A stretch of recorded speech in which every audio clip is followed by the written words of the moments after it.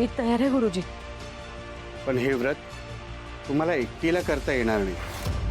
हे व्रत पूर्ण करण्यासाठी 2 शक्ती एकत्र यावे लागतील, तेव्हाच हे व्रत पूर्ण होईल. म्हणजे मला समजलं नाही, हे व्रत पूर्ण करण्यासाठी मला अजून कोणाची मदत घ्यावी लागणार आहे का?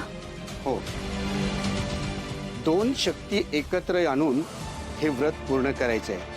हे व्रत तुम्ही आणि तुमच्या सुनेने मिळून एकत्र करायचं आहे. गुरुजी, कितीही कठीण व्रत असलं तरी ते मी पूर्ण करू शकते. मी हे एकटीने करून नाही का चालणार? अहिल्यादेवी, हे व्रत एकटीने करायचं नसून या व्रतात तुमच्या सुनेने सहभाग घेणं गरजेचं आहे. जर तुम्ही आणि तुमच्या सुनेने मिळून हे व्रत पूर्ण केलं तर निश्चितच फळ चांगलं मिळेल आणि श्रीकांतला जीवनदान मिळेल. ठीक आहे, पण हे लवकरात लवकर करणं गरजेचं आहे, अन्यथा श्रीकांतचा जीवाचा धोका वाढू शकतो.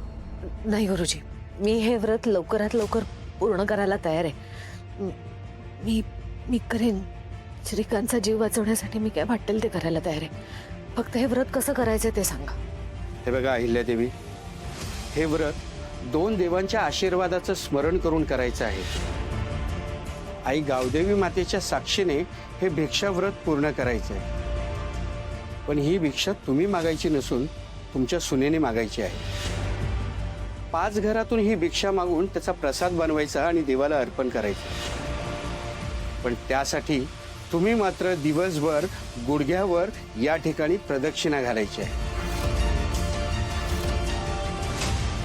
ठीक आहे गुरुजी, मी लवकरात लवकर हे व्रत सुरू करते. श्रीकांतचा जीव वाचवण्यासाठी काही करायला तयार आहे. येते.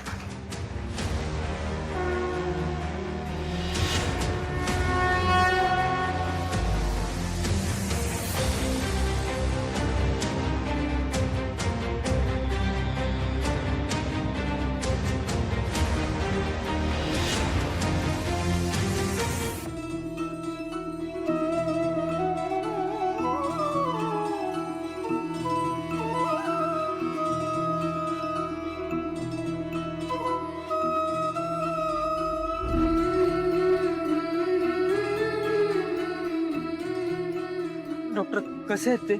काही सुधारणा आहे का त्यांच्या? हे बघा, परिस्थिती खूप गंभीर होत चालली आहे आणि ऑपरेशन ही लवकर होण्याची गरज आहे. पण काय डॉक्टर? त्यांचा बीपी आणि पल्स नॉर्मल होत नाहीयेत आणि अशा परिस्थितीत ऑपरेशन करणं खूप कठीण आहे. आमचे प्रयत्न चालू आहेत. डॉक्टर, एअर ॲम्ब्युलन्सने दुसरीकडे नेता येईल का? काही उपयोग होणार नाही. इकडे परफेक्ट आणि योग्य ट्रीटमेंट देतोय आम्ही त्यांना. आता त्यांची इच्छाशक्ती आणि तुम्हा सर्वांची प्रार्थनाच त्यांना वाचवू शकते.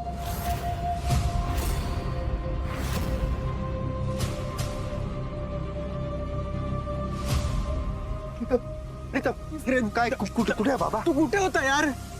बाहेर ज्या न्यूज पसरल्या त्या सगळ्या खोट्या आहेत ना? काय?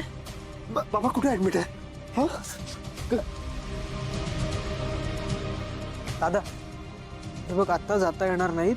ते शुद्धीवर नाहीयेत.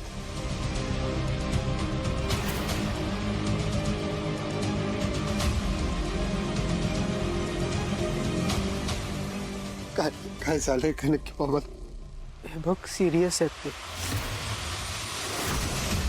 बाहेर ज्या काही न्यूज पसरल्यात ना त्या खोट्या आहेत. आपले बाबा लवकरच बरे होऊन आपल्यासोबत घरी येणार आहेत. आदित्य सर, तुम्ही नका काळजी करू. श्रीकांत सरांना काहीच होणार नाहीये, ते लवकर बरे होतील. प्रिया, आता फक्त तूच मदत करू शकतेस मला. काय झालंय आई? तुम्ही असं का बोलताय? श्रीकांतला वाचवण्यासाठी मला तुझ्या मदतीची गरज आहे. मी काय मदत करू शकते? तुम्ही सांगा आई, मी सगळं करायला तयार आहे. आत्ताच मी गुरुजींना भेटून आले. त्यांनी मला एक व्रत करायला सांगितलंय. हे व्रत फक्त सासू सुनेनी करण्याचे. श्रीकांतला वाचवण्यासाठी आपल्या दोघींना हे व्रत करावं लागेल. कसलं व्रत? प्रिया, तुला 5 घरी जाऊन भिक्षा मागावी लागेल. भिक्षा देवी आई, हे व्रत करायला मी तयार आहे.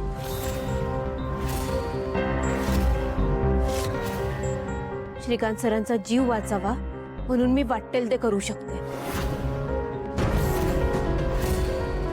मी मागीन भिक्षा. मी आलो.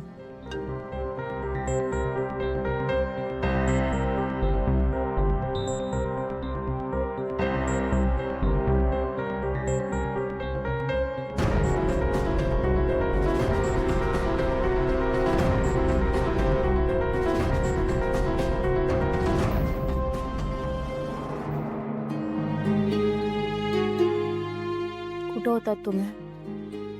किती शोधलं मी तुम्हाला माहिती. बॉसनी एका महत्वाच्या मीटिंग साठी पाठवलं. मी पण कॉन्टॅक्ट करायचा प्रयत्न. बाबांना काही होणार नाही ना? मी ते याला उशीर तर केलं. आदित्य सर, तुम्ही शांत व्हा. हे बघा, तुम्ही असं स्वतःला दोष देऊ नका. आणि मी तुम्हाला सांगितलं ना, श्रीकांत सरांना काहीच होणार नाहीये. ते लवकर बरे होतील. आणि आपण सगळे आहोत ना त्यांच्यासोबत. त्यांच्यासाठी देवाकडे प्रार्थना करतोय. आणि आता तर देवी आहे त्यांच्यासाठी व्रत करणार आहेत. देव आपल्यासोबत आहे. तो आपली निराशा कधीच नाही होऊ देणार. तुम्ही नका काळजी करू, ते लवकर बरे होतील. तुला पण व्रत करायचं होतं ना? आदित्य सर, व्रत कुणी बी करू दे, श्रीकांत सरांसाठी प्रार्थना करणं महत्वाचं आहे ना.